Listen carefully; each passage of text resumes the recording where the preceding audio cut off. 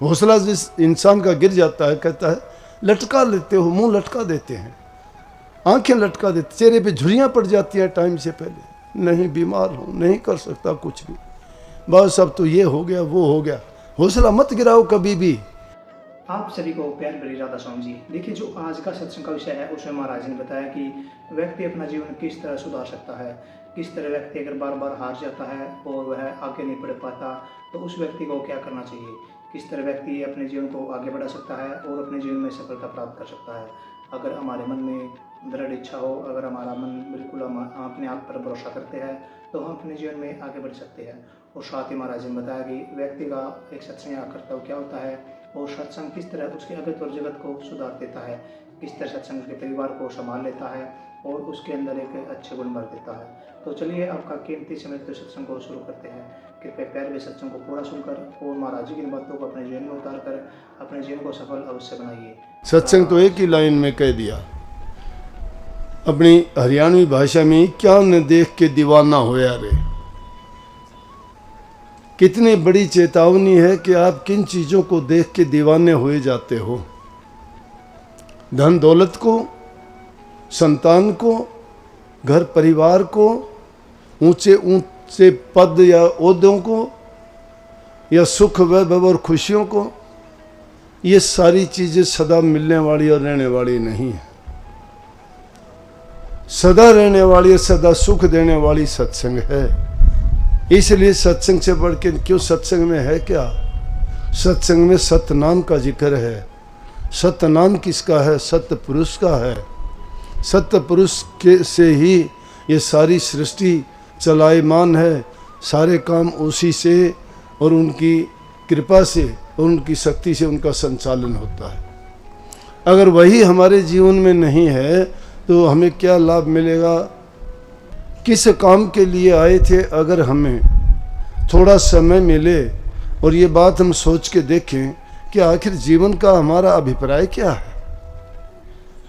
क्या जीवन यही है कि चंद रोज के लिए इस दुनिया में रहेंगे, रिश्ते कायम करेंगे, घर परिवार बनाएंगे, उनके लिए सारी जिंदगी अपना संसारी कामों में तन को, मन को, धन को लगा के और कुछ दिन यहाँ रहेंगे और उसके बाद चले जाएंगे। जैसे किसी शायर ने कहा है कि इंसान का जीवन कैसा है, जिस तरह से एक पक्षी है जो बगीचे में बैठा, कुछ समय चहचहाया और फिर उड़ गया। जिंदगी ये आदमी मानंद मुर्ग खुशनुमा, बैठा किसी डाल पर चहचहाया और उड़ गया।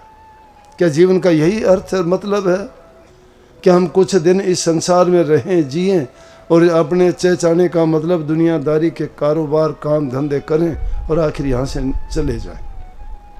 जीवन का वास्तविक अर्थ है वो भी इंसान के जीवन का। और जीवन की तुलना करके देखोगे, पशु पक्षी जीव जंतु 84 के जो जीव हैं वो मजबूर हैं, उनको नहीं प्राप्त, ना सत्संग प्राप्त है, ना गुरु प्राप्त है और ना ही उनको ऐसा अवसर मिलता है। सोचने तक का समय नहीं है, उनमें वो बल बुद्धि ज्ञान नहीं है। इंसान को ये बख्शीश परमात्मा ने दी है कि चलो तुझे बख्शीश देता हूँ 84 लाख योनि के जीव जंतुओं में, कि जब तू सब जीवों के दुख सुख सब योनियों को भोग लेगा, तुझे पता लग जाएगा कि तुझे क्या तूने किया है और उसका परिणाम क्या है। लेकिन हाँ, मेरे से मिलने का रास्ता एक होगा और वो रास्ता मैंने तुझे बता दिया कि किसी महापुरुष की शरण में जाके उनसे वो रास्ता लेके उस सतनाम का भेद पूछ के और उस पर चलोगे तो धीरे धीरे करके तुम्हारा जीवन उन उत्पातों से, दुनियादारी के जो विषय विकार हैं वो छूटते चले जाएंगे और तुम्हारे जीवन में विरह, प्रेम, त्याग, दया, सहनशीलता, ये चीज़ें अपना घर कर लेंगी। मैं बहुधा बताता हूँ कि कारण क्या है। सत्संग में आते हैं, सत्संग में आते हैं, बहुत सुनते हैं सत्संग, रोजाना सुनते हैं। दूसरे देखने वाले भी सोचते हैं गुरु का प्यारा है, इतने दिन से सत्संगी है, सत्संग करता है, कोई किताब लिखता है, कोई रिकॉर्डिंग करता है, कोई गाता बजाता है, कोई हर सत्संग में सेवा करता हुआ दिखाई देता है, लेकिन आम जीवन में बदलाव नहीं आता।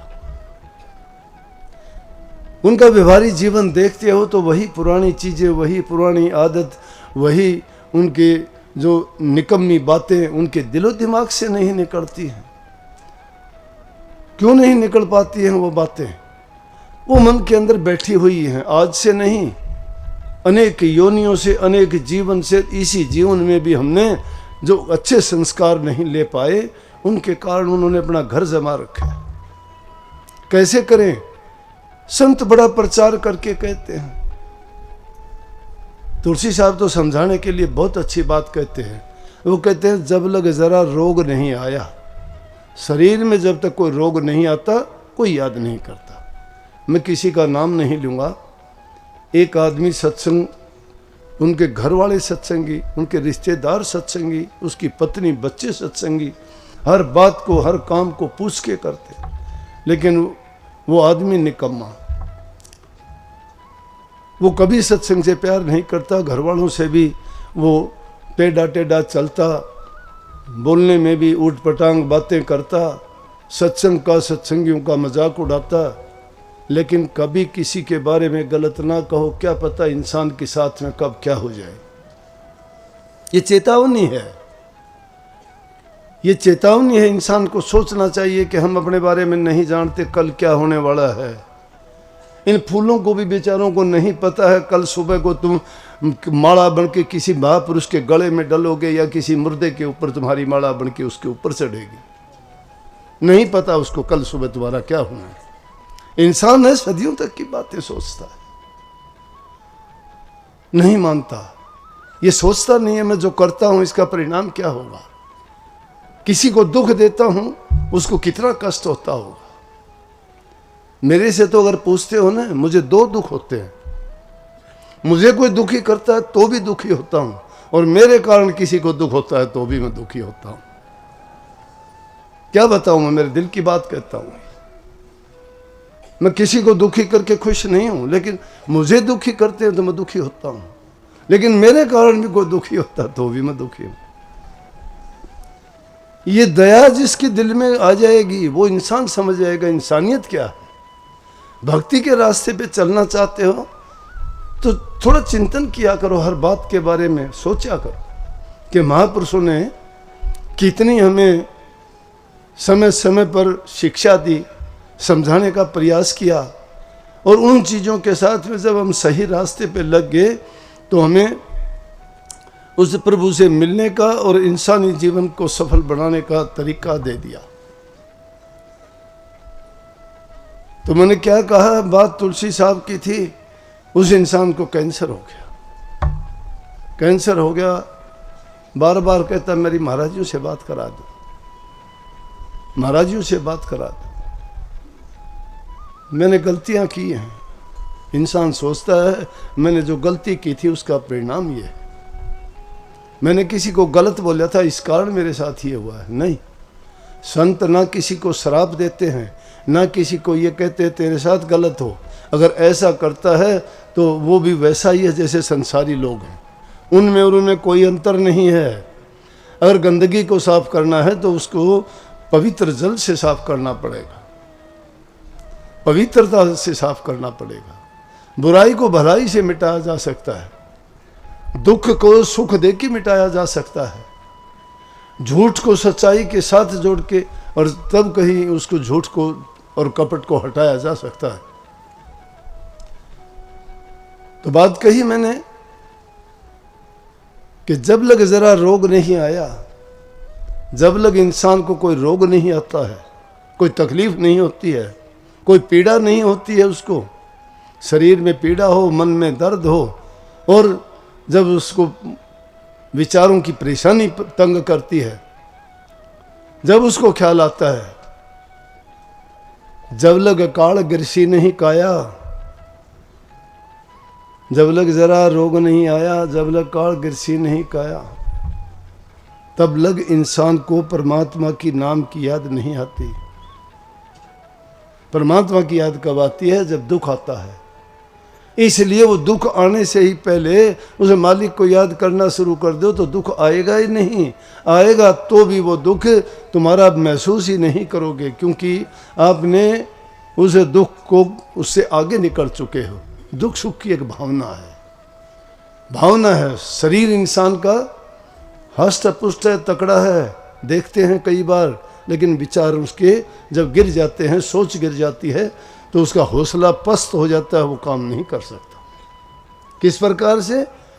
एक बार एक राजा के पास एक हाथी था, उससे बहुत प्यार करता था। एक दिन शिकार के लिए गया, सैनिक भी उनके साथ गए। पूरा दिन शिकार करते करते हाथी को साथ लेके जाता कि चलो शिकार करेंगे, 2 काम करेगा, हाथी पे सवार होके जाएंगे और जब कोई शिकार करके लाएंगे तो हाथी पर लाद के वापस भी ले आएंगे। हौसले की बात बताता हूँ। हौसला जिस इंसान का गिर जाता है, कहता है लटका लेते हो, मुंह लटका देते हैं, आंखें लटका देते, चेहरे पे झुर्रियाँ पड़ जाती हैं टाइम से पहले, नहीं बीमार हूँ, नहीं कर सकता कुछ भी, बस अब तो ये हो गया वो हो गया। हौसला मत गिराओ कभी भी, ये ना कहो मैं नहीं कर सकता। हौसला अगर रखोगे तो सब कुछ कर सकते हो। इंसान जो कर सकता है वो दूसरा कोई नहीं कर सकता। जिन देवी देवताओं के आगे मस्तक रगड़ते हो, उनसे भी ज़्यादा तुम्हारे अंदर शक्ति है। आप लोग कर सकते हो, जिनसे मांगते हो ना, वो तो देर कर देंगे, लेकिन आपके पास तो जब भी मांगोगे, जब भी चाहोगे, उसी टाइम है। बस क्या हुआ, पूरा दिन घूमते रहे, शिकार नहीं मिला। शिकार नहीं मिला तो क्या हुआ, राजा ने फैसला कर लिया रात को यहीं रुकेंगे जंगल में। जंगल में रुक गए, जंगल में रुक जाते हैं। सैनिकों ने सोचा राजा के उठने से पहले, दिन का थका हुआ है, राजा को बड़ा प्यारा इस हाथी को कहीं जल देख के इसको स्नान करवा लें। और कि आम आदमी का हो तो कोई ख्याल नहीं करेगा, राजा का था। एक जलाशय देख के उसमें लेके गए, उसमें उसको स्नान कराने के लिए हाथी आगे चला गया। दलदल थी, दलदल में फंस गया। लाख कोशिश करी, नहीं निकला। क्यों? हाथी ने सोच लिया मैं दलदल में धंस गया हूँ, बाहर नहीं निकल पाऊंगा। जाके बेचारे बड़े तंग परेशान के राजा अब सजा देगा। जाके राजा को संदेश दिया कि जी इस तरह से हाथी को लेके गए थे, लेकिन हाथी दलदल में धंस गया और हम उसको निकाल नहीं पाए, मुश्किल होगी। राजा ने संदेश भेजा कि जाओ मेरा सबसे जो बुद्धिमान मंत्री है उसको बुला के लाओ।